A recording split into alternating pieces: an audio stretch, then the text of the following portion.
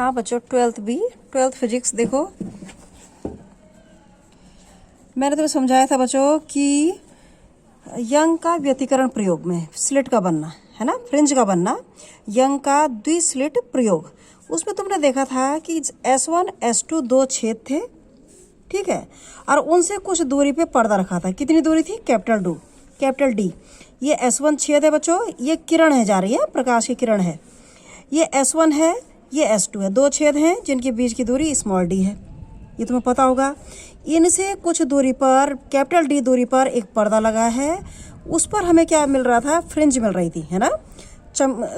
चमकीली काली, चमकीली काली, चमकीली काली, बराबर चौड़ाई की फ्रिंज पट्टियाँ मिल रही थी, जिसे हम कह रहे थे व्यतिकरण पैटर्न, है ना। क्या कह रहे थे? Interference pattern. अब देखो यहाँ पे S1 S2 बच्चे दो छेद हैं। इस किरण को मत देखो, सबसे पहले इस चित्र को कुछ मत देखो, तुम ये समझो कि S1 S2 दो छेद हैं और यहाँ बीच में O सेंटर है, ये O सेंटर है। इससे Y दूरी पे बच्चों P एक बिंदु है जहाँ पे दो किरणें मिलती हैं। हम फिलहाल इस पॉइंट की बात कर रहे हैं यहाँ पे, है ना। तो S1 से बच्चों एक किरण O पे आएगी और S2 से भी, माना ये S1 है, ये S2 मैं रफ में समझा रही हूँ, S1 से O पे आ रही है, S2 से O पे आ रही है, तो बराबर दूरी चल रही है। बराबर दूरी चल रही है, इसका मतलब उनके बीच में पथांतर नहीं है ना। और जब पथांतर जीरो होता है तो तुम्हें पहले भी मैंने समझा दिया है व्यतिकरण के प्रयोग में, पहले वाले डेरिवेशन में, कि जब डेल्टा एक्स बराबर जीरो है तो हमेशा चमकीली पट्टी बनती है। तो सेंटर में बच्चों हमेशा चमकीली पट्टी बंधेगी, जिसे हम केंद्रीय फ्रिंज या शून्य क्रम फ्रिंज कहेंगे, ठीक है। When two rays from one point S1 and S2, from 2 point S1 S2 meets at this point O, then this distance S1O equal to S2O. It means these two distances are equal. It means there is no path difference. When the path difference delta x will be 0, then we know that always the fringe will be bright, है ना, चमकीली वाली बनेगी। और उसको हम क्या कहेंगे? सेंट्रल फ्रिंज या जीरो ऑर्डर फ्रिंज। समझ रहे हो? ये बराबर दूरी है, पथांतर जीरो है, इसलिए यहाँ पे चमकीली पट्टी बनेगी, चमकीली फ्रिंज बनेगी बच्चों, तो उसे हम केंद्र में बन रही है तो केंद्रीय फ्रिंज, सेंट्रल फ्रिंज या जीरो ऑर्डर फ्रिंज कहेंगे, ठीक। अब ये तो हो गई ओ की बात। कई जगह पे इस पर्दे पे बराबर दूरी पे हमने देखा चमकीली काली बराबर चौड़ाई की पट्टी बनती हैं, और उस पैटर्न को हम क्या कहते हैं? व्यतिकरण पैटर्न, इंटरफेरेंस पैटर्न। अब देखो केंद्रीय फ्रिंज हमेशा, यानी इसका मतलब चमकीली होगी, क्योंकि जब पथांतर ही नहीं है, हमें मालूम है जब पथांतर जीरो होता है, पाथ डिफरेंस जीरो होता है, चमकीली बनती है। इसका मतलब यहाँ पे हमेशा डेल्टा एक्स जीरो है, इसलिए यहाँ पे चमकीली पट्टी बनेगी, ठीक है। इसे हम जीरो ऑर्डर फ्रिंज या केंद्रीय फ्रिंज कहेंगे, सेंट्रल फ्रिंज। अब केस आते हैं दूसरे पे, मतलब ये डेरिवेशन हमें निकालना है कि कहाँ पे चमकीली बनेगी तो उसके लिए क्या होगा, कहाँ पे काली बनेगी तो उसके लिए क्या होगा। अब हमने माना कि बच्चों S1 S2 दो छेद हैं जिनके बीच में दूरी D है ना। अब यहाँ पे पॉइंट क्या है? P है। अब देखो S1 से एक रे गई यहाँ पे और एक S2 से गई P पे। अब पथांतर देखो, यहाँ से अगर हम लंब डाल दें, जैसे मैंने लंब डाला है, दिख रहा है, ये डॉटेड लाइन से लंब डाला है, तो देखो यहाँ से दूरी, ये दूरी और ये दूरी, ये सीधी जानी थी ना, ये एक बिंदु पे मिलनी, थोड़ा चित्र में हो गया, ये और ये इतनी दूरी बराबर है ना। पर इतनी दूरी ये वाली एक्स्ट्रा चल गई, जो S2 से चली इतनी दूरी एक्स्ट्रा चली, इसका मतलब ये क्या है? पाथ डिफरेंस या पथांतर। समझ रहे हो? जो बीच वाले में था ये बराबर इक्वल डिस्टेंस चल रही थी तो चमकीली थी। यहाँ पे जो आ रही है रेस, वो क्या है? इतनी चली और इतनी S2 से इतनी चली। अब हमने लंब डाला, परपेंडिकुलर डाला ऐसे, तो इसका मतलब इतनी और ये और ये डिस्टेंस इक्वल है। इसका मतलब जब ये दोनों डिस्टेंस बच्चों इक्वल हैं तो इतना ज़्यादा है, सिर्फ ये लंब के जो परपेंडिकुलर के इधर है डेल्टा एक्स दूरी, यहाँ से यहाँ तक ये ज़्यादा है, तो ये पाथ डिफरेंस है ना। कि जब वो P पे जा रही हैं तो S1P और S2P, यानी पाथ डिफरेंस क्या हो जाएगा बच्चों? Delta X equal to S2P minus S1P। समझ रहे हो? S2P माइनस S1P, तो कितना हो गया? वो इतनी दूरी, डेल्टा एक्स, ये पाथ डिफरेंस, ठीक है। अब हमने मान लिया इस फ्रिंज जो यहाँ पे जैसे ही फ्रिंज बन रही है, हमें नहीं मालूम है चमकीली बन रही है या काली बन रही है। इस फ्रिंज की दूरी इस सेंट्रल ओ से पी की दूरी कितनी है, वाई है। ठीक है। अब हमने क्या किया, साइन थीटा। अब देखो यहाँ इसमें देख लो, ज्योमेट्री देख लो। यहाँ से बच्चों एक तो मैंने ये खींचा, ठीक है, ये एंगल क्या है, थीटा है। ये थीटा है तो परपेंडिकुलर 90 डिग्री है, ये वाई है, ये दूरी हमें मालूम है डी है। जब ये पूरा डी है बच्चों, ये वाई है, ये एक राइट एंगल ट्राइंगल है, समकोण त्रिभुज है, पाइथागोरस से किया हो जाएगा। ये वाली डिस्टेंस कितनी हो जाएगी, under root D square plus Y square हो जाएगा। ये एक ट्राइंगल है, इसका स्क्वायर प्लस इसका स्क्वायर बराबर इसका स्क्वायर, यानी ये बराबर क्या होगा, Y square plus D square, उसका अंडर रूट, वाई स्क्वायर पर डी स्क्वायर का अंडर रूट। ये वाली दूरी हो गई यहाँ से यहाँ तक। क्या हुई हुई, मान लो इसको एम मान लो, तो एम पी दूरी हो गई है ये वाली। ठीक है, ये तो अभी रचना हो रही है।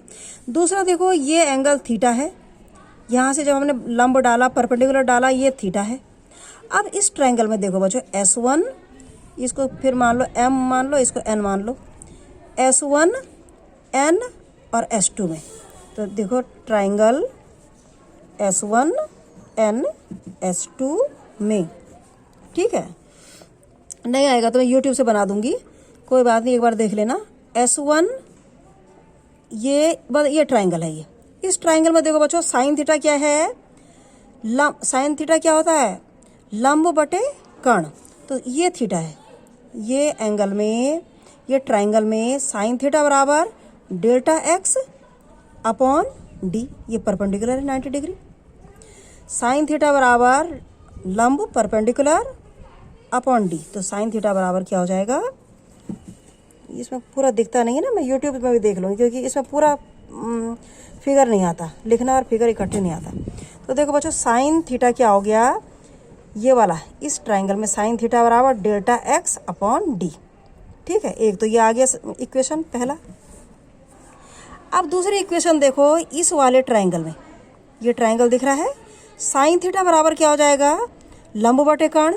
लंब कितना है इसमें, वाई परपेंडिकुलर अपॉन ये वाली क्या निकाली थी हमने, ये under root D square plus Y square.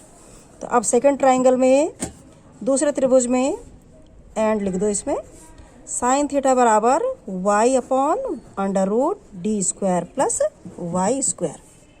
ठीक है, इस ट्रायंगल में ये साइन थीटा बराबर Y upon under root D square plus Y square.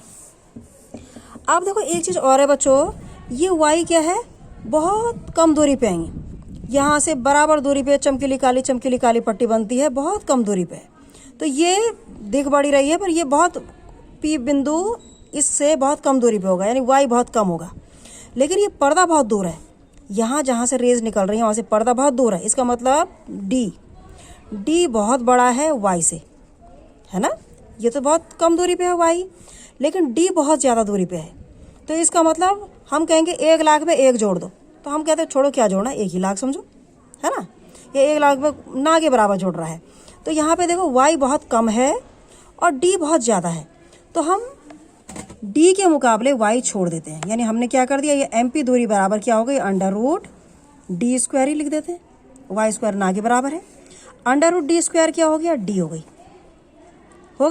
तो अब ये दूरी हो गई डी, मतलब जिसको हम कर्ण को हम लिख रहे हैं under root D square plus Y square, ये डिस्टेंस को हम लिख सकते हैं डी, कैपिटल डी।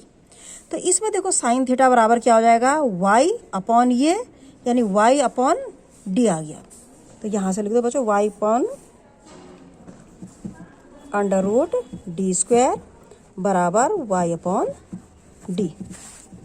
ठीक है, मैं यूट्यूब से पढ़ा दूंगी, 50-60 बच्चे पढ़ रहे हैं, लेकिन तुम लोग मुझे मालूम है नहीं पढ़ रहे हो, मुझे बहुत अच्छे से मालूम है, तुम पढ़ना ही नहीं चाहते बिल्कुल, तुम फालतू बातों में ज़्यादा है।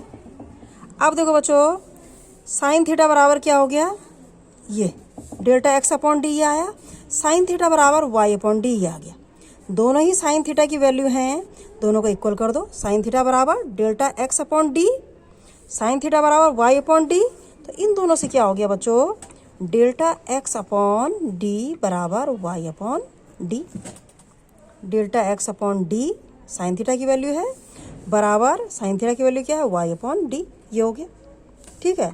या डेल्टा एक्स क्या, ये डेल है, डेल्टा एक्स क्या है, पाथ डिफरेंस या पथांतर, बराबर क्या हो गया, Y small D upon capital D. इधर उधर ले गए, डेल्टा एक्स बराबर स्मॉल डी यहाँ गया, small D upon capital D into Y.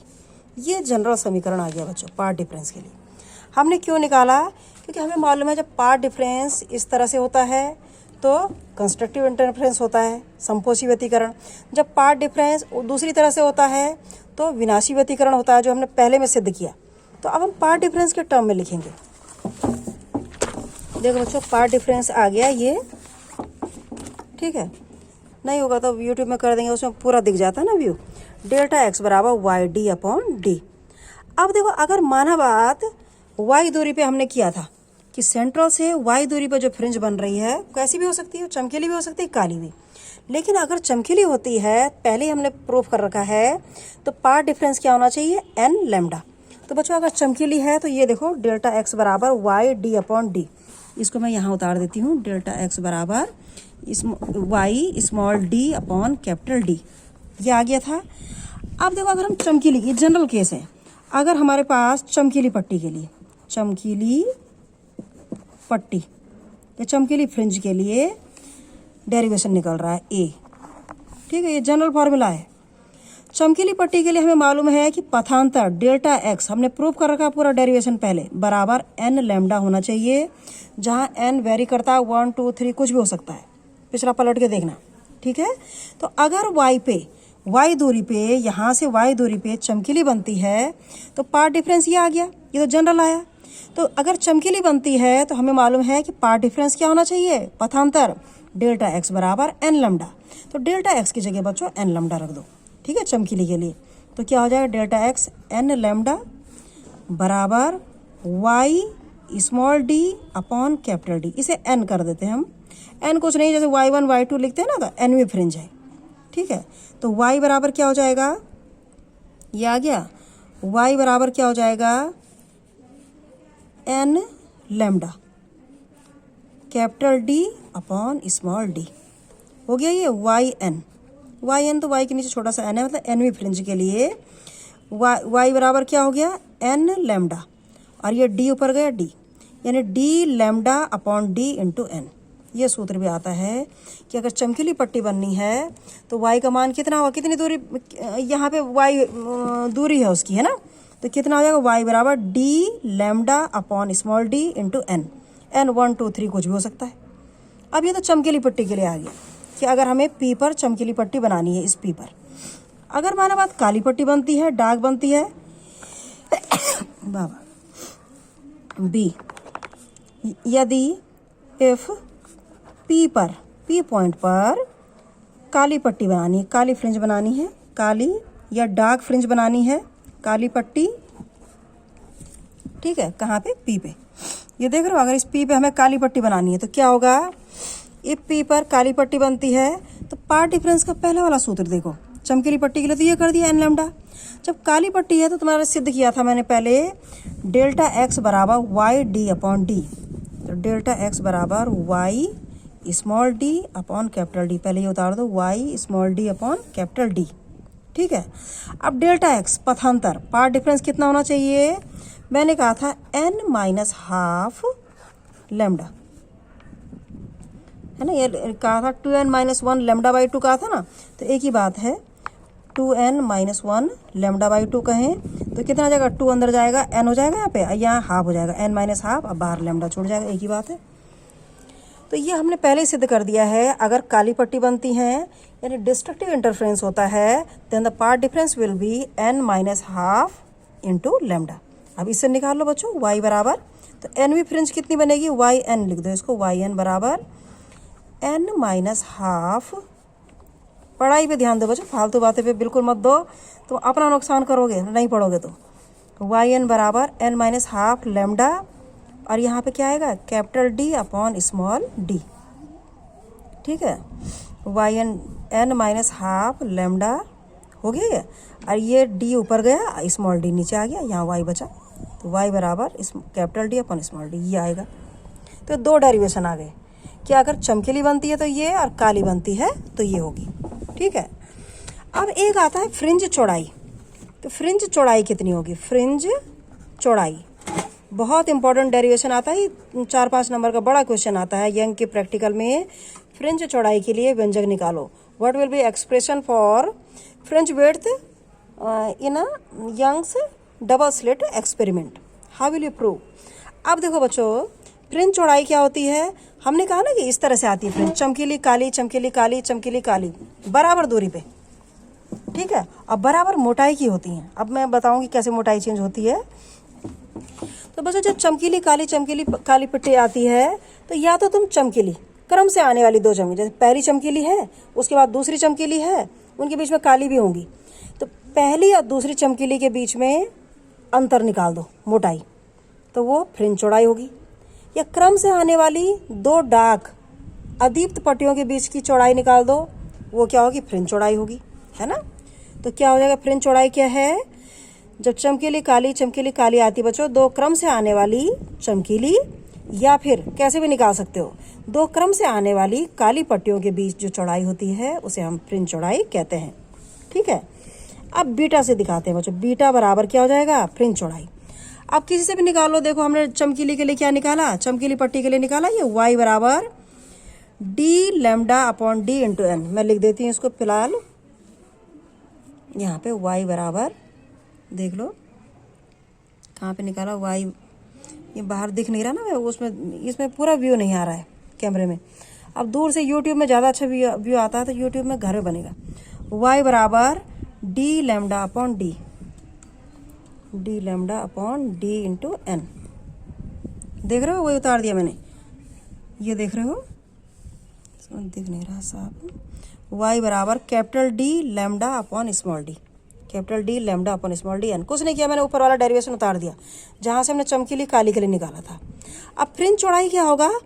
हम कह रहे क्रम से आने वाली, मतलब अगर एक n है तो दूसरी n-1 होगी, तो y n है, ये है, तब क्या हो जाएगा? बीटा बराबर y n-1 minus y n हो जाएगा।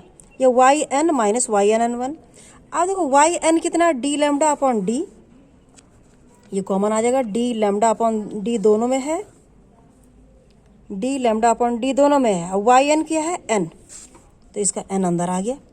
माइनस y n-1 करेंगे बच्चों, तो n-1 के लिए क्या हो जाएगा? y n-1 यहाँ करूँगी तो n की जगह भी n-1 हो जाएगा। तो d lambda upon d common आ गया, अंदर n-1। तो एक बार d lambda upon d n कर दिया, एक बार minus d lambda upon d n-1 कर दिया। कॉमन निकाला तो d lambda upon d common आया, अंदर बचा n, और दूसरे ब्रैकेट में बच गया n-1। ठीक है, अब इसको खोलोगे, देखो n-n, ये खुलेगा n-n, ये दोनों n कट जाएंगे, माइनस माइनस प्लस हो जाएगा 1, एक बचेगा, एक से गुणा होके क्या हो जाएगा? ये डी लैम्डा अपॉन डी। ये क्या है बच्चों? फ्रिंज की चौड़ाई के लिए व्यंजक आ गया। बीटा बराबर डी लैम्डा अपॉन डी, बहुत इंपॉर्टेंट फार्मूला डेरिवेशन है, बहुत न्यूमेरिकल आते हैं इसमें। लैम्डा दिया रहता है, पर्दे की दूरी दी रहती है, दो छोटे छेदों की दूरी दी रहती है, फ्रिंज की चौड़ाई निकालनी। ठीक है, अब एक चीज़ आती है कि अगर हम नीले की जगह लाल रंग का प्रकाश डाल दें, मतलब जो फ्रिंज की चौड़ाई आती हैं, बराबर मोटाई की फ्रिंजें आती हैं, चमकीली काली, चमकीली काली, चमकीली काली। उनकी मोटाई अलग अलग नहीं होती है, जैसे एक 2 सेंटीमीटर की है तो दूसरी भी 2 की होगी नीले लाइट की, तीसरी भी 2 सेंटीमीटर की चौड़ाई होगी नीले लाइट की, है ना। एक ही लाइट के लिए नीली लाइट डाली तो 2 सेंटीमीटर 2 सेंटीमीटर 2 सेंटीमीटर 2 सेंटीमीटर चौड़ी चमकीली काली आएगी। लेकिन एक और इम्पॉर्टेंट क्वेश्चन आता है, अगर हम नीले की जगह लाल लाइट डालें तब क्या फ्रिंज की चौड़ाई में अंतर आएगा? क्या फ्रिंज विड्थ बदलेगी? तो बिल्कुल बदलेगी। देखो, फ्रिंज विड्थ बीटा बराबर होती है फ्रिंज की चौड़ाई डी लैम्डा अपॉन डी। भाई हम डी नहीं बदल रहे पर्दे की दूरी, हम स्मॉल डी नहीं बदल रहे छेदों के बीच की दूरी। बीटा लैम्डा में भी निर्भर करता है, और अलग अलग रंग के लिए तरंग दैर्ध्य लैम्डा अलग अलग होती है।